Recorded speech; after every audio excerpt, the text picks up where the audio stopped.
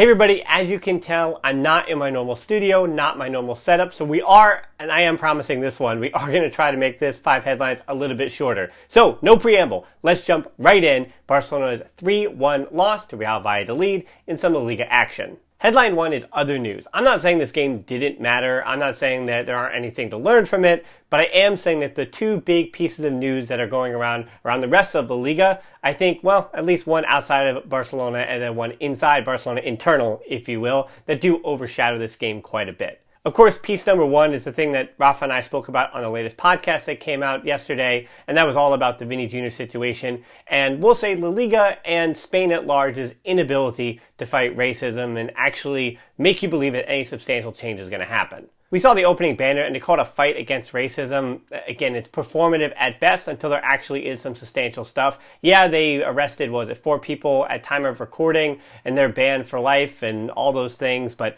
still, until there are actually legitimate changes to the way that punishments are handed down and the way that the court system, even in Spain, do take action against this or the lack thereof. So as much as it's football, it's also the court system.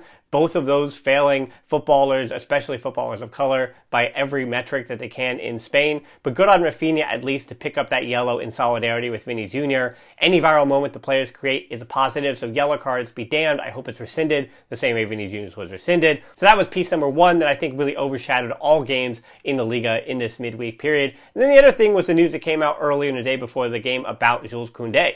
That Xavi doesn't want to let him go, Barcelona doesn't want to let him go, but it sounds like Jules Koundé's camp has said, hey, we're pretty unhappy with the idea of him playing right back in the long term, especially with center back being the thing that he was signed to do. This report does come from friend of the pod and Siempre Positivo's own Tony, and Tony has never given us a reason not to believe his insider knowledge. Alemany was asked about it, and he even said that we're going to deal with those internal complications, or whatever word he used, internally. That was the important word, internally. It seems like, yeah, Koundé is at least to the board and people in charge voicing his displeasure.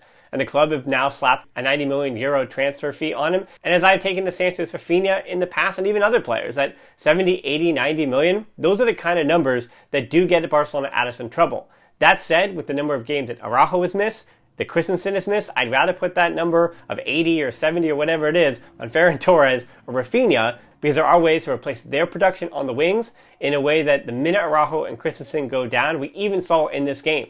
Eric Garcia, Alonso, even if Inigo Martinez comes, once you get 1 or 2 injuries at center back, Barcelona is an entirely different team, and that's not a good thing. Headline 2 is under 2 minutes. Yeah, I guess we have to talk about this game, but Marc-Andre ter Stegen being the only player other than Lewandowski going for that Pichichi trophy, the only other player for Barcelona still fighting for something, if you will, and Real Valladolid, clearly in this game, were fighting for a whole lot more. At home, they didn't want to get relegated, or they don't want to get relegated, so they came out firing, ready to go, and they scored within a minute and a half of that game getting underway. And I don't want to be too critical of Christensen here, but you kind of have to be on this own goal. Christensen, way out of position, didn't step the Kyle Larin fast enough, so he was a bit behind it as the cross came in. He had to get a head on it. Unfortunately, it was right into Barca's net. Christensen did at least have another good header midway through the first. That was by Jordi Masip, former Barcelona keeper, who did come up with 3 or 4 major saves in this game. And also a credit to Valladolid just for a second here. Obviously, people pile on the Liga, and I've said it before too. There are games and matches where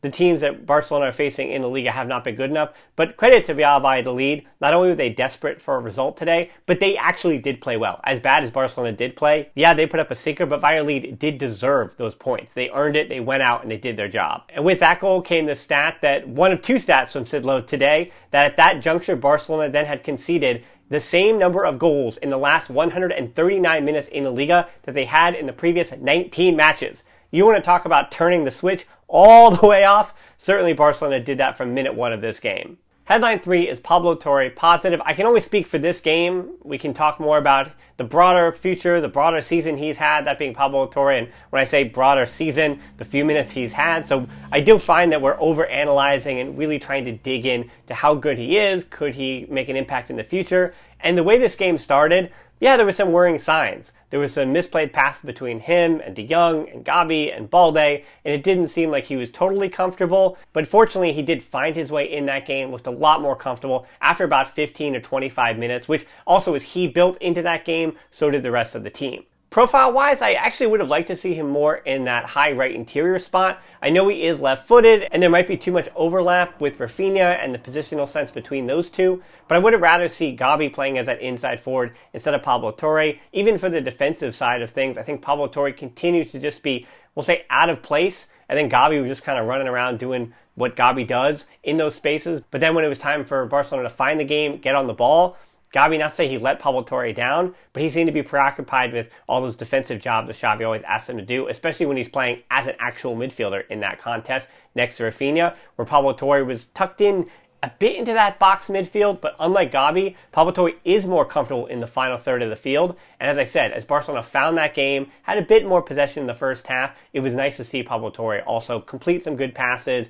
And we know the one thing about Pablo Torre is his delivery is pretty good, and I was happy to see those rare moments when he could showcase that skill. Headline 4 is numbers not on Eric Garcia's side. I know down in the comments below, it's taken me way too many headlines and way too long to really lay into Eric Garcia. So there, headline 4, Eric Garcia, what a yikes of a day from him, committing that penalty for the second goal, just getting a little bit of plata. Ter Stegen had a walkabout. It was also primarily his fault though. Ter Stegen leading to that second goal, he was very much to blame, but Eric Garcia also left a foot in.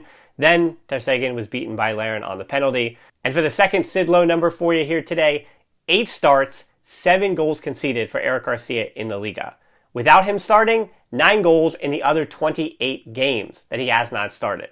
While correlation and causation can be two different things, we're not pinning every single one of those goals on him. Yeah, of course, there is something to be said about how and when he is trusted and not trusted by Xavi. It seems like when Xavi wants his team to play well, and they almost have faith that they're going to play well, Eric Garcia is nowhere to be found. And when it's time to rotate, or when it's time for the team to maybe be in second gear, and multiple players are struggling, that is when Eric gets his chances. So to me, it seems like not that Eric Garcia is at fault for all those goals, but that Barcelona as a team is not up to task when he is given those opportunities, which means that the coach doesn't really trust him at all. It was also another experiment with him at the pivot that did not go well, but as I had said kind of with Pablo Torre too, I can't really give too many compliments in the first part of that game for Gavi and for Jong. Gavi made a little bit of history, becoming the first Barca player since 2008-09 to commit 70 fouls in a single Liga season, but he didn't really look, as I said, comfortable in that high interior spot on the right either. And it did take De Jong a while to find the game, but once he did from about the 30-minute on, I think De Jong was arguably one of the only positive players for Barcelona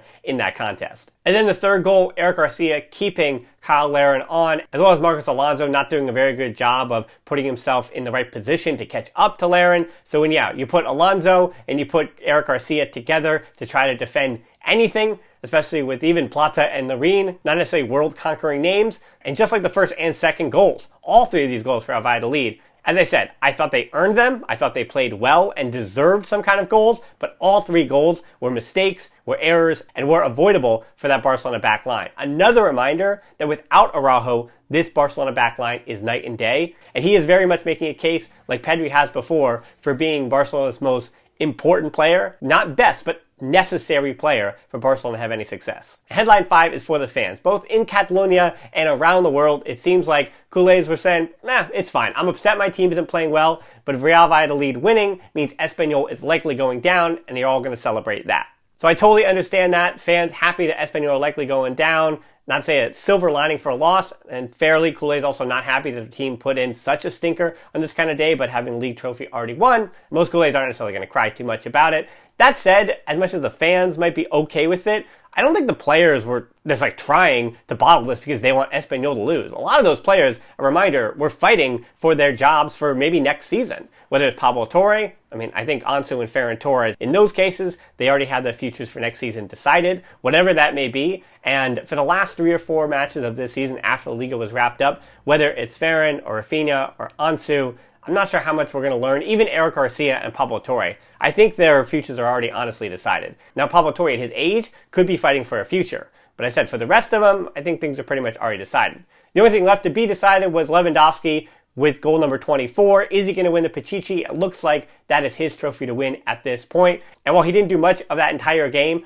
it was a tidy, nice little finish and a good pass from De Jong that kind of made you wonder, why don't Barcelona just do that way earlier in the game? And why isn't that space always open? I can't tell you that. I think Real Valladolid were getting a little tired too, because Barcelona did have most possession, and once you're wearing down like that, you're more exposed to passes like De Jong was able to slide through there. So that's it for Valladolid in the rearview mirror. The only things left to do this season, it's Mallorca, it's Celta de Vigo, but more importantly, the Barca Femení have that Champions League final against Wolfsburg on June the 3rd. So that is not this Saturday, but next Saturday. So I'm going to be covering that match. I will be covering the other two Liga matches down the stretch here. So make sure you subscribe to the channel, do all that kind of stuff to help me out as I prepare for the summer months. And as I said, I always try to have some fun content, and that seems to be what people really enjoy more than what is a match review and a match that doesn't matter. So let me get out of here, because as always, until next time, Forza Barca.